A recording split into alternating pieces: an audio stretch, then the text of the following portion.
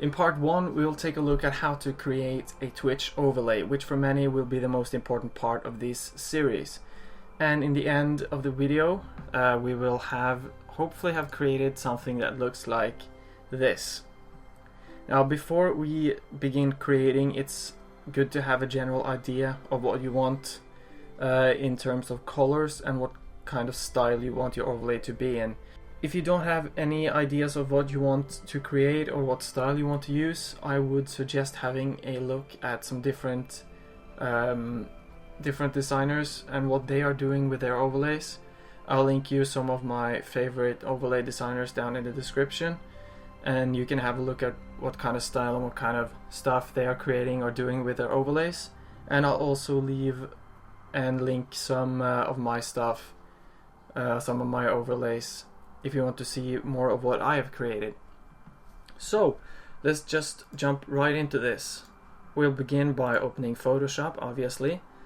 I'm using Photoshop CC, and we'll go ahead and create a new document. And we'll make the document 1920 by 1080. So we get a nice full HD overlay. And we'll bring in my the division preview image. Before we begin with the actual shape, we'll go into View and New Guide and type in 50%, and that will make the document sort of split here with a new guide, which we'll use when we are creating the shape of the overlay.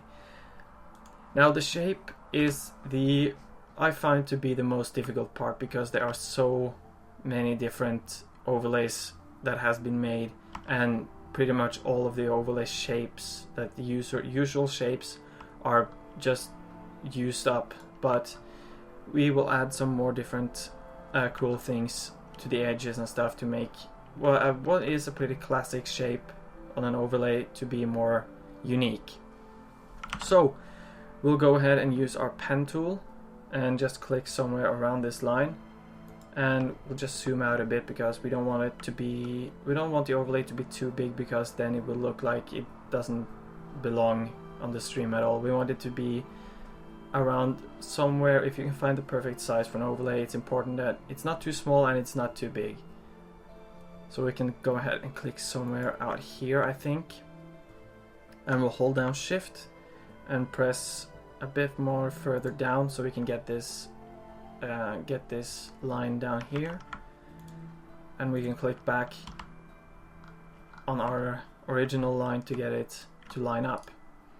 Once we have our shape, we can go ahead and right click, make selection, and press enter, and pressing Alt backspace will fill the selection with our selected foreground color. You can use this to be whatever you want, because we are going to be changing the colors anyway later, but I just like using this because the color is the next thing we are going to be focusing on.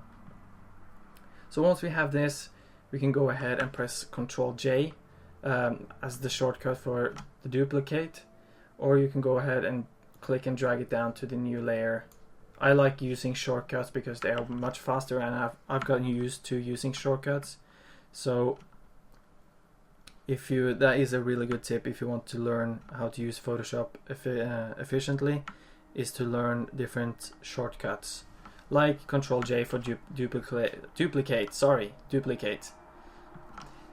Once we have our duplicate of the original shape, you can press Ctrl T, which brings up the transform tool, or the shape transform. Right click, flip horizontal, and we can hold down Shift and click and drag it all the way over until it snaps into place. And there we go, there we have our overlay shape. And we don't want these two to be different, to be in different layers, so what we can do now is press Ctrl E, yet another shortcut, and we will have them merged into one layer, and we can call this overlay BG for background, and we'll actually move this into the middle so we can have some more space around it to work with. So once we got the shape out of the way, we can go ahead and go into colors. Now I'm going to be making it blue and yellow, which I I've been wanting to make for a long time, so that's why I decided to do this in blue and yellow, because I think those two colors works really good together, and I had some different ideas for it, so I thought it would look good. Now I have a my preset gradient here, which is a darker blue 0C0E1C to a little bit brighter blue, at least brighter from the darker blue that we had, which is 11192C. We can just go ahead and press OK. We do not want to reverse it because we want to have the black or the darkest blue on the bottom, and press OK.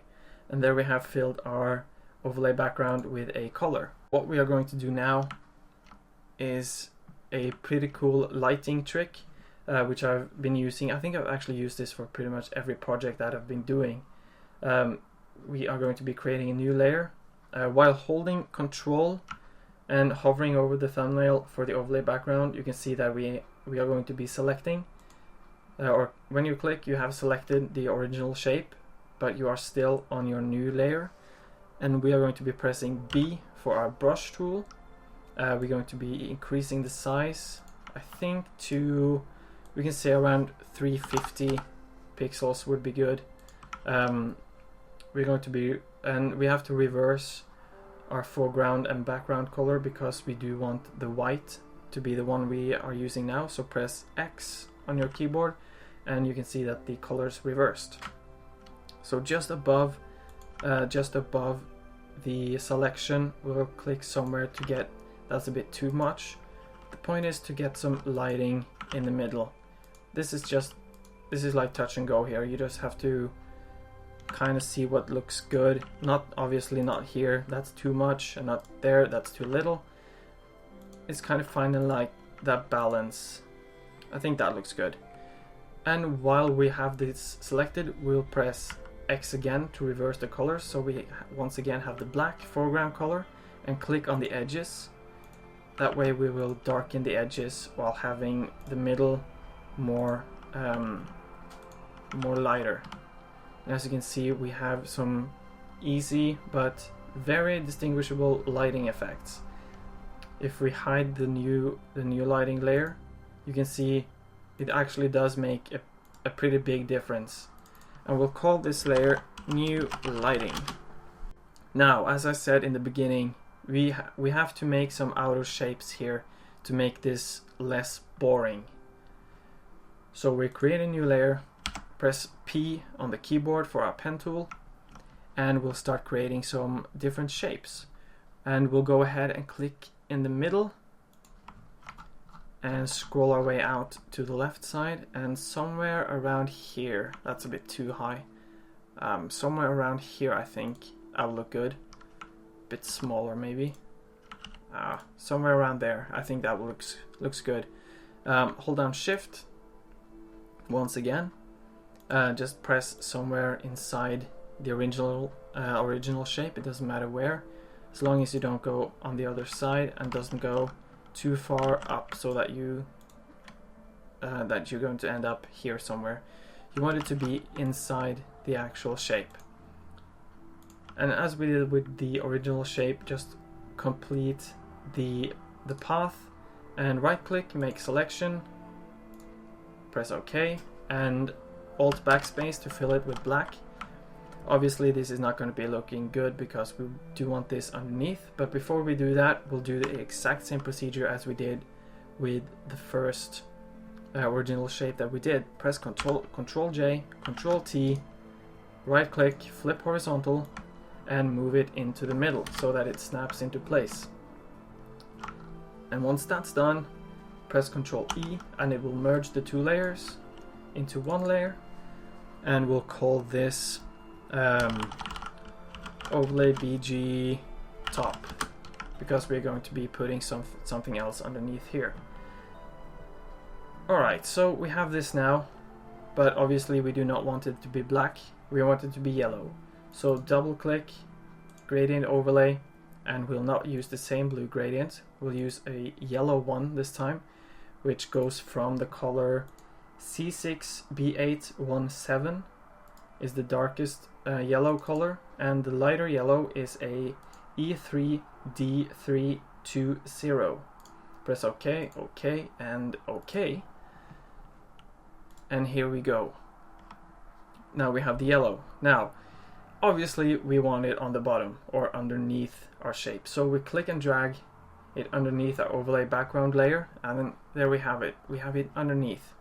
Now I'm not a big fan of having it ending right in the middle. So I think we'll just go ahead and nudge it down a few pixels by pressing the down arrow key 1, 2, 3, either 2 or 3 times. I think we'll stay with 3. I think that looks good. So what we'll do now is the exact same thing, but we'll make a kind of different shape at the bottom here. I will go 1, 2, 3, 4, 5, 6. Is that too much? Well, that might be too little actually. We'll go 7, either 6 or 7 pixels up, and we'll go out to somewhere around here, I think. We'll press it. We'll click somewhere around here, and we'll shift click to get the path back, and then complete the path. Make the selection, pressing Alt backspace to fill the selection. Control J, Control T, right click, flip horizontal. This is exactly what like we've already done 2 times. So Control E, and we'll just copy this name, and just instead of having it named top, we'll call it bottom. And easy thing now that we don't have to do the same thing with the gradient, we could just right click on the background top, the already yellow, right click on it, copy layer style, and right click and paste layer style, and then you can have, and then you see what sort of thing this looks like. Now, obviously I think I want it to be stretched out a bit more and pulled down a bit more, so I'll press Ctrl T and hold down Alt and Shift so it drags it out in a straight line on both sides at the same time. Drag it out to somewhere around 500 pixels, and we'll nudge it down 1, 2, maybe that was too much. Nudge it down 1 instead. And now obviously this is going to be laying 1 pixel underneath, so but we want to remove that. So by holding down Control and hovering over the thumbnail for the original shape layer, pressing it will make the selection, and while on the overlay background bottom layer, holding down Control Shift and I to invert the selection, which selects everything around the original shape, press delete, and it will delete everything that is outside of the selection we just made. So now for the text. For the text, it's pretty simple. The hard thing about the text is finding a font that you want to use. For the this tutorial purpose, I'll use a font called Open Sans Regular, or at least the Open Sans family, font family, with different styles of it, being light. We'll probably use some semi-bold. I'm not sure if we'll use extra bold, but at least some different sizes of it. We'll just type in your name. Obviously, that will be your name. And we'll actually change this to semi-bold, I think, or maybe even to bold. Yeah, we'll keep it at bold. And we want to center this text. But to center it, you'll have to have your move tool selected. Press Ctrl A, and you'll see these selections up here being highlighted. Press the center one and then the middle one, which will center our text. Now you can see that it's kind of like it has more blue at the top than at the bottom, so we want to move it just up a couple of nudges. And the text color for this is going to be pretty simple. It's going to be a light white, which is E2, E2, and E2. And we'll also add some drop shadow to this. nothing more than just a black color with 75% opacity, the angle at 120, distance 5, the spread at 0, and the size, you can vary the size, but we'll use it at like 13 maybe. I think that looks decent. So for the last part of this tutorial, we'll add some social links. I have some icons here, which I said in the beginning that is available to download in the description as a part of a zip file that contains all of these icons, the textures, the division background image that I use, and all of that good stuff. So we'll select both of these layers, hold down Shift, pressing the folder icon will automatically group those two images into a folder, and we'll call this folder for social. And we'll right click or select both of them, right click, rasterize layers, and we'll obviously size them down quite a bit. Somewhere around, I think there, somewhere around there is good. We'll line them up with the text, not like that, but more like this, I think, so that they are sort of like in the middle with the text. We'll just hide the YouTube icon for now, just for now. And we'll add some more text with this. With our text tool selected, that is T on the keyboard as the shortcut, we'll add some text. We'll add a @ your name, which would obviously be your Twitter name. I will change this to semi-bold. We'll go down a bit on the size. 18 might be a bit too much. I think we'll go around 16 points in size. That might also be a bit too much, maybe. I think we can go down to 14 on that, actually. Maybe we can go back up afterwards. We'll see. We'll see how it turns out. The thing we want to do with these two layers is to copy the yellow that we already have.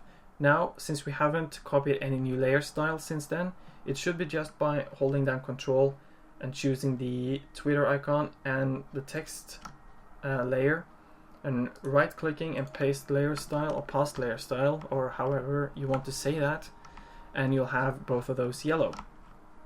And we are going to be duplicating the your name, so we have a your name copy. We'll move this up just a bit because we're going to be making this text smaller. We'll right click and clear layer style, and just make sure that the 2E2 or E2 text color or white color is selected, and we'll go down to the your name, right click on the your name, original your name, copy layer style, so we get the drop shadow, and we'll just rename this to follow me, and right click, paste layer style, and we'll have the drop shadow on that. Now obviously, since this text is smaller, we'll need to decrease our values in here a bit, push the size down to 3 and the distance down to somewhere 2, 3, 4 maybe. We'll have it at 3, and we're going to be making this text smaller so that it doesn't take up too much of the space. Line them up both vertically and horizontally. We'll push it up 1 or 2 points or pixels from the original one. I think we actually can go a bit more down on the size. We can go all the way down to 10, I think, actually. And we want it to be just like that, so those line up vertically, very nice. And obviously we need to move the Twitter icon a couple of pixels to the left. We'll center, or we'll make these snap together. Hold down Shift and press the left arrow key once, which will make it 10 pixels. That was a bit too much. I think we're going to go half that, so we'll just press the arrow key by itself. 1, 2, 3, 4 maybe. Yeah, we'll keep it at 4 4 I think looks good. And we can put all of those into a new folder called Twitter. And before we do anything else, we want to line it up with the your name text. And 1, 2, 3, 4, 5, 6, 5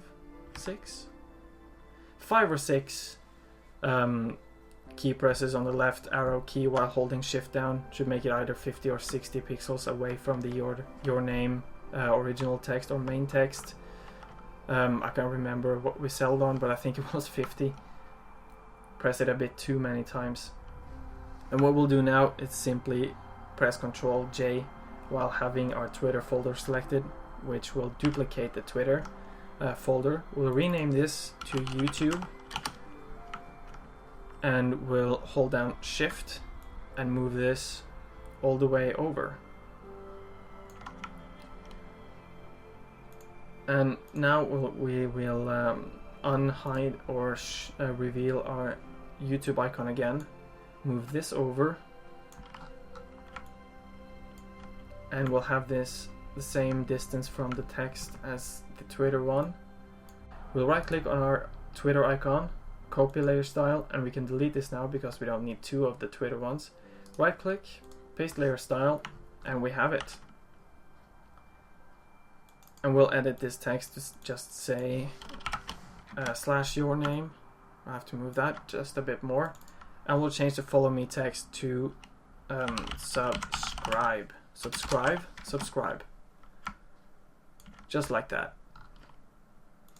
And now we'll see how far away it was from the original text. I think it was 5. 1, 2, 3, 4, 5. Yeah, I think that was it. And there we go. That is the actual overlay that we have created. So hopefully this first part has been helpful, and there's still some at least one more thing to do. We'll position the overlay and we'll save it. I'll just put all this into a overlay folder, and we'll move it. It doesn't matter where you move it actually. There are a couple of ways you can save this one out. Usually this is kind of overlay that goes at the top of your stream, so we'll just move it at the top. It snapped to the top automatically there. Hold down Shift 1. We'll have it 10 pixels away from the top. I think that's good. Maybe 20. No, we'll go with 10. And what you want to do when you're going to be saving this out is hiding the preview image and hiding the background so that you have these gray and white squares, which means the background will be transparent. Hold down Control Alt Shift and press S, which will save it for web as a PNG file. If it doesn't save it as a PNG, I think originally it stands as GIF. Just press this selection here and just put it at PNG 24. I'll just leave this up a bit so you can make sure that all the different image size and percent and the quality is the same as I have here. And once that's done, press save, call it Twitch overlay, and we'll save it. Now this just saved to my desktop, so we can go ahead and have a look. And there it is. It's the transparent overlay with obviously the transparent background. This is not going to be shown obviously because it's transparent. So I want to thank you guys so much for watching. I hope you found this tutorial helpful. In part 2 I'll teach you how to make a webcam frame that fits the design of the overlay that we just made.